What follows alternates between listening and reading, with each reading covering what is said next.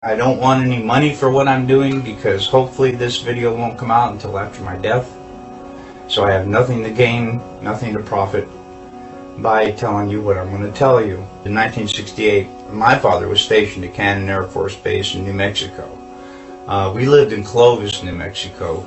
He was in the military police for over 20 years, and on his deathbed in 2002, we made a recording of what happened.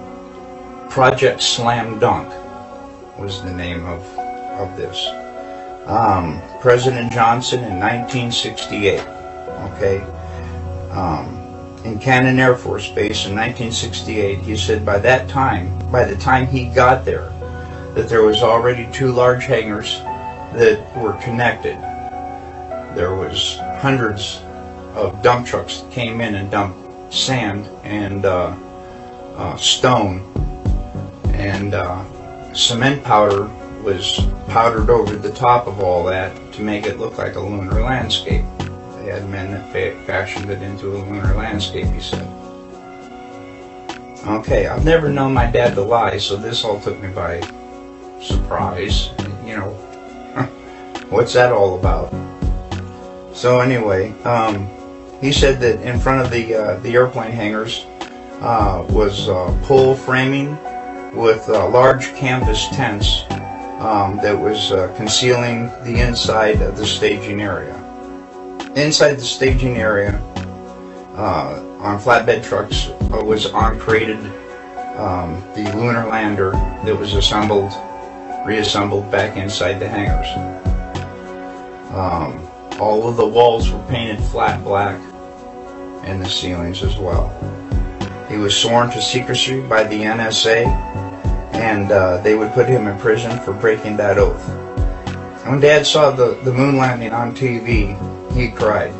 He said he knew that what he had witnessed on TV was exactly what they recorded in that hangar. There was no reason for them to go flying around and everything. They had detailed high-definition photos of the landing area.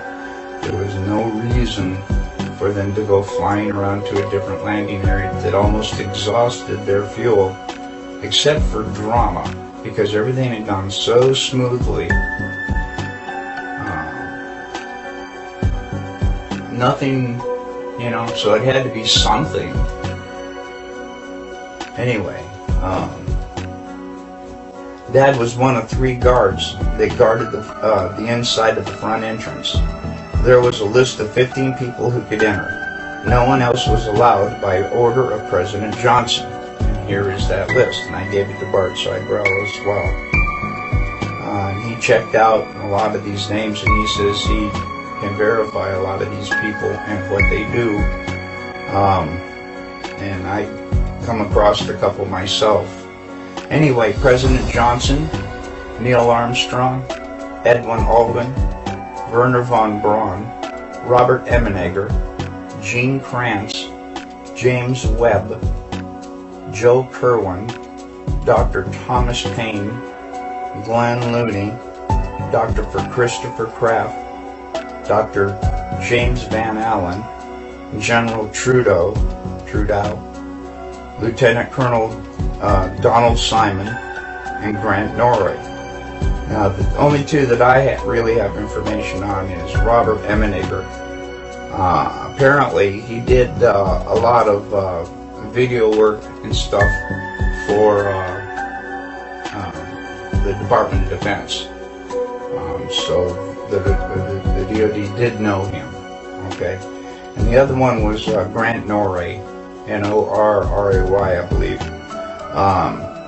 Was to the best of my dad's knowledge, was a like some FBI, CIA, NSA, who knows, something like that. Okay, President Johnson only showed up for the first day of filming. Filming lasted for 3 days, and the entire project was restored to original. In other words, the hangars were all taken apart, the sand was all removed.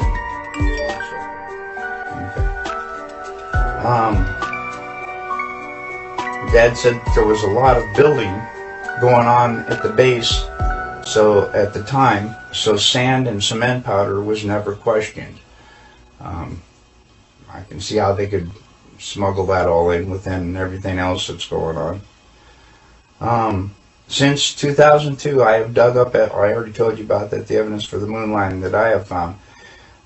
If you go to Google and go to Cannon Air Force Base website, they admit that President Johnson was there. The lunar lander was there. The astronauts were there. I also have verified some of the people on the list were there. I also verified there are a lot of building going on in the base, just as he had told me. And all of this was going on at the same time, on the same date. Dad told me all these things father to son. He also told me not to ever tell anyone what he had said, but he said on his deathbed that he had to tell somebody before he died because it was just too important not to tell. That's about all I can think of. My dad, he raised me by the book. I know he didn't lie to me.